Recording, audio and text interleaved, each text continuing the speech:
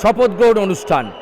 নরেন্দ্র মোদী থেকে শুরু করে একাধিক রাজ্যের মুখ্যমন্ত্রী, কেন্দ্রীয় নেতৃত্ব, তাদের উপস্থিতিতে শপথ গ্রহণ সম্পন্ন হলো।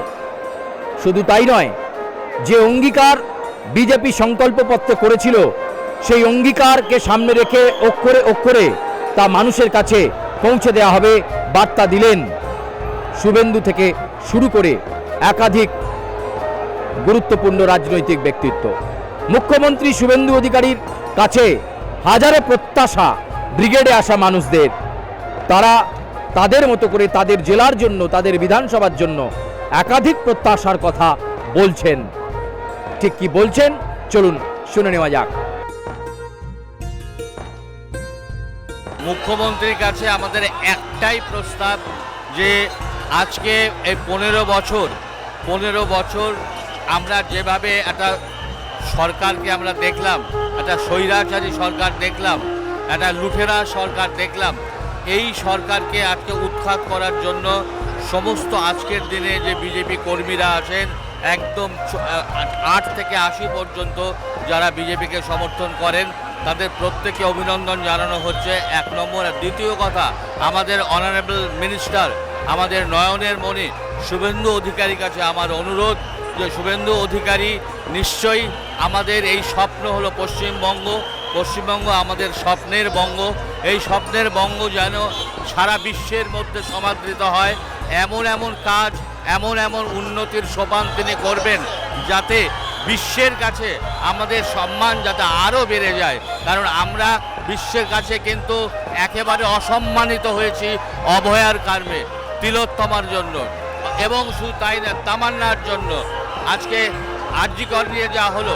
সুতরাং আমরা কিন্তু একেবারেই ভুলুণ্ঠিত হয়েছি এই সরকারে। এই অবস্থা থেকে যে আমরা উঠলাম, এটা যাতে কখনোই আর মাটিতে না নামে, আমরা যেন এগিয়ে চলি। যে ভাড়াটে গুন্ডে দিয়া যার দ্বারা করেছে তাদের হাত দুটো কেটে দেওয়ার চরম শাস্তি চাই। প্রত্যেকজনের দণ্ড গুলি ফাঁসি নয়, মানে হাত কেটে তারা চরমতম শাস্তি পায় যেন, এইটাই আমার কথা রাখছি। এবং অভয়াকাণ্ডের যেন সঠিক বিচার হয়, ওই সঞ্জয় রায়কে ফাঁসিয়ে যেন যারা নির্দিষ্ট দোষী তারা যেন না ছাড় পায়। শুভেন্দু দার কাছে এইটাই অনুরোধ। নতুন মুখ্যমন্ত্রীর কাছে আমাদের প্রত্যাশা এই বাংলার সর্ব জায়গায় উন্নয়ন এবং সমস্ত দুর্নীতির ঊর্ধ্বে সমস্ত মানুষের উন্নয়ন, বেকারদের চাকরি এবং সুশাসন এবং সরকারি চাকরি যারা করেন তাদের সঠিক মাইনে, তাদের ন্যায্য অধিকার এবং সর্বস্তরের মানুষের উন্নয়ন চাই, এবং গুড অ্যাডমিনিস্ট্রেশন এবং ন্যায় নীতি আদর্শ মেনে চলবেন, সমস্ত মানুষের ভালো হবে এবং শিক্ষিত মানুষদের সম্মান পাবে, এবং বাচ্চারা যারা স্কুলে ভর্তি হচ্ছে, যারা কলেজে পড়ছে, তাদের ভর্তির সময় তাদের ভর্তির সময় যেন কোনো রকম দুর্নীতি না হয়, কোনো মানুষ দুর্নীতি না হয়। শুভেচ্ছা। গ্যারেন্টি মোদি যা গ্যারেন্টি দিয়েছে ওটাই পশ্চিমবাংলায় সুশাসন প্রতিষ্ঠিত হবে, এটাই আমরা চাইবো, আর কিচ্ছু চাই না, এবং আশা করি ওইটাই প্রতিষ্ঠিত হবে আমাদের পশ্চিমবাংলায়।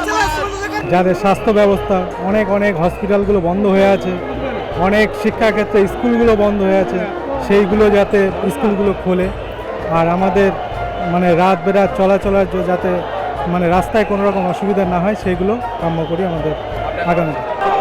আমাদের রাজ্যে যে প্রশাসন ছিল আগে, মানে লোকের নামে এত মিথ্যা কেস হয়েছে, সেই সমস্ত কেসগুলো যেন আমাদের যে মানে আশার যে মুখ্যমন্ত্রী, যে আমাদের মানুষের প্রত্যেকের বিশ্বাসের যে মুখ্যমন্ত্রী, সেই হচ্ছে মুখ্যমন্ত্রীর কাছে আমার আবেদন, সেই সমস্ত পুলিশদের যেন সাসপেন্ড করা হয়, এবং যারা এখনও জেলে আছে মিথ্যা কেসে,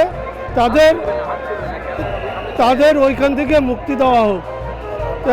কেন তারা হচ্ছে পুরোটাই নির্দোষী।